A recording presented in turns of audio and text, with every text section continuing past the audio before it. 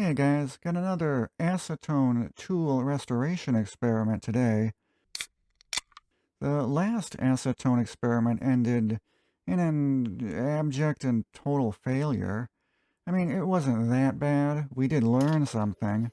Basically, I overcomplicated the whole thing, and a lot of you mentioned in the comments to just dip the tool in acetone for a few seconds, which is way simpler. So we're going to try that out today. I got an old Vaco nut driver here, and the handle has that frosty haze to it. Normally you'd have to sand that stuff off of it by hand and then polish it to shine it back up. But I want to see if we can skip all of those steps. And don't worry, this isn't a collectible tool. The end here is all boogered up, so I don't care if it gets ruined during the experiment. I am going to clean it off with simple green first.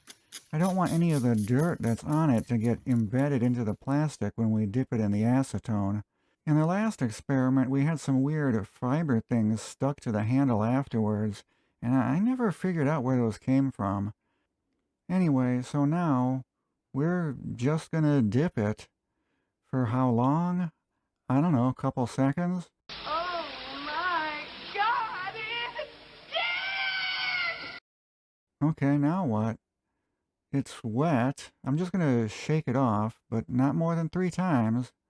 And then I think I'm just going to rotate it around slowly for a bit so it dries evenly.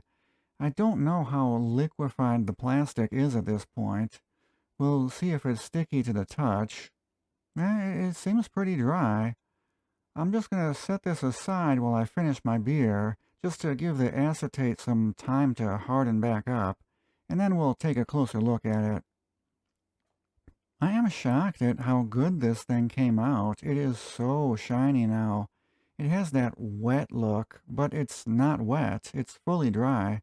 And of course, it's not going to fix all of the chips and large scratches. There's still quite a few chips in it, but it looks way better than that frosted over haze it had before. I'll also say there may be some loss of detail after the treatment. I'm talking about the edges around the grooves. They just look less sharp now, and there is some waviness to the flat surfaces. Here's this tool compared to a similar type handle that I actually sanded down through multiple grits of sandpaper and then polished. I think the sanding method looks better, but it is certainly a lot more work. I will keep this acetone method in mind for future restorations. I think there's definitely some potential there. Alright, thanks everybody for watching. Be sure to check out the other videos on my channel if you haven't already. See you later. Bye.